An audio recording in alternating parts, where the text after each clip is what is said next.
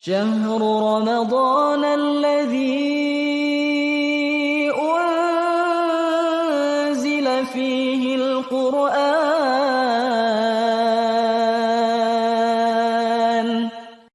Assalamualaikum warahmatullahi wabarakatuh. Innal hamdalillah nahmaduhu wa nasta'inuhu wa nastaghfiruhu wa na'udzu billahi min syururi anfusina wa min sayyiati a'malina. Man yahdihillahu fala mudhillalah wa min yudhlil fala hadiyalah. Alhamdulillahirabbil alamin. Puji dan syukur kita panjatkan kehadirat Allah Subhanahu wa taala karena telah melimpahkan rahmat dan karunia-Nya sehingga kita masih diberikan begitu banyak rahmat. Tak lupa salawat serta salam kita sampaikan kepada Nabi besar Muhammad sallallahu alaihi wasallam, kepada keluarga beliau, juga para sahabatnya, serta kita semua umatnya di akhir zaman. Pada kesempatan kali ini, kami mencoba memberikan beberapa fikir ringkas tentang sholat tarawih. Dalam beberapa bacaan, secara istilah, tarawih artinya qiyam Ramadan, atau sholat di malam hari di bulan Ramadan. Dari Abu Hurairah radhiyallahu anhu, beliau berkata yang artinya biasanya Rasulullah Shallallahu alaihi wasallam memotivasi orang-orang untuk mengerjakan qiyam Ramadan. Walaupun beliau tidak memerintahkannya dengan tegas, beliau berkata, orang yang sholat tarawih karena iman dan mengharap pahala akan diampuni dosa-dosanya yang telah lalu. Hadis riwayat Bukhari nomor 2009, Muslim nomor 759. Secara hukum sholat tarawih ialah sunnah muakkadah yang dalilnya diriwayatkan dari Aisyah radhiyallahu anha.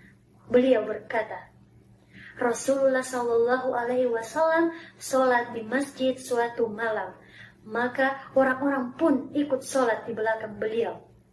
Kemudian beliau sholat lagi di malam berikutnya, maka orang-orang yang ikut pun semakin banyak. Kemudian mereka berkumpul di masjid di malam yang ketiga atau keempat. Namun ternyata Rasulullah Shallallahu alaihi wasallam tidak keluar.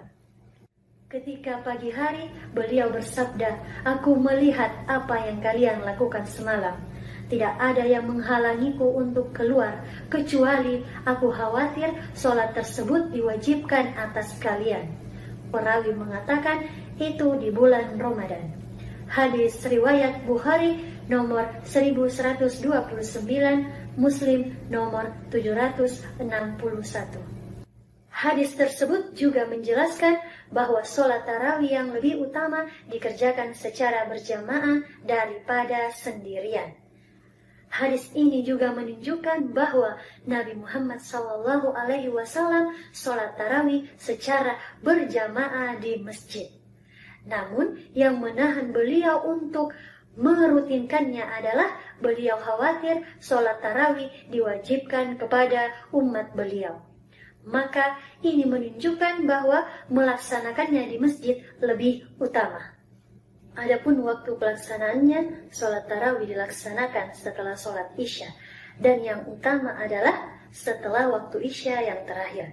Ibnu Taimiyah mengatakan yang sunnah dalam melaksanakan sholat tarawih setelah waktu isya yang terakhir, sebagaimana ini telah disepakati oleh para salaf dan imam kaum muslimin dalam Majmu' Al-Fatawa 23/119. Nah, adapun jumlah rakaat sholat tarawih.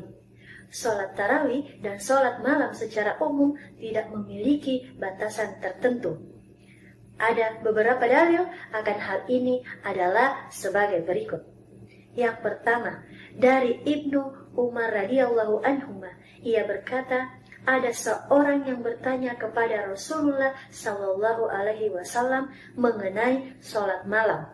Maka Rasulullah Sallallahu alaihi wasallam menjawab, sholat malam itu 2 rakaat.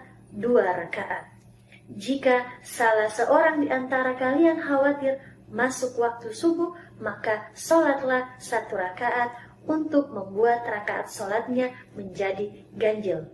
Hadis riwayat Bukhari nomor 990, Muslim nomor 749. Yang kedua, dari Aisyah radhiyallahu anha, beliau berkata, Rasulullah Shallallahu alaihi wasallam tidak pernah lebih dari 11 rakaat, baik di bulan Ramadan atau di bulan lainnya.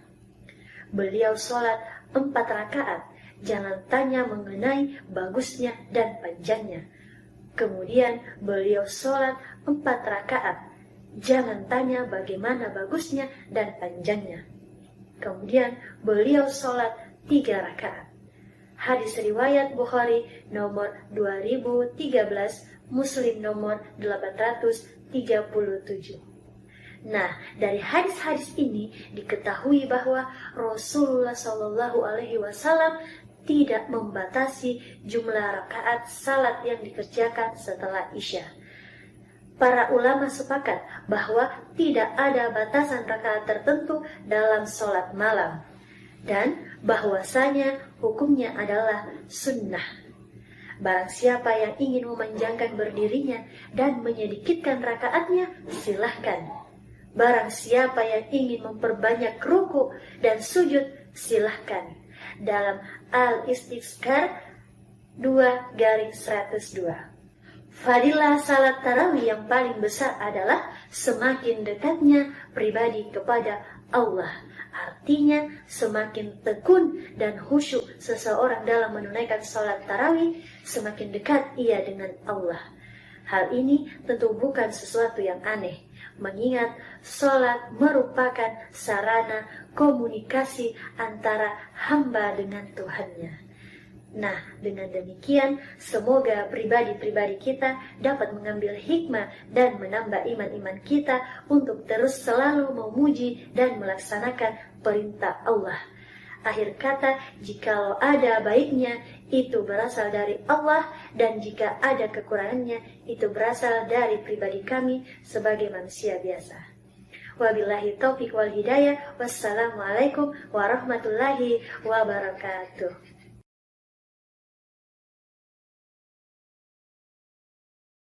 شهر رمضان الذي أنزل فيه القرآن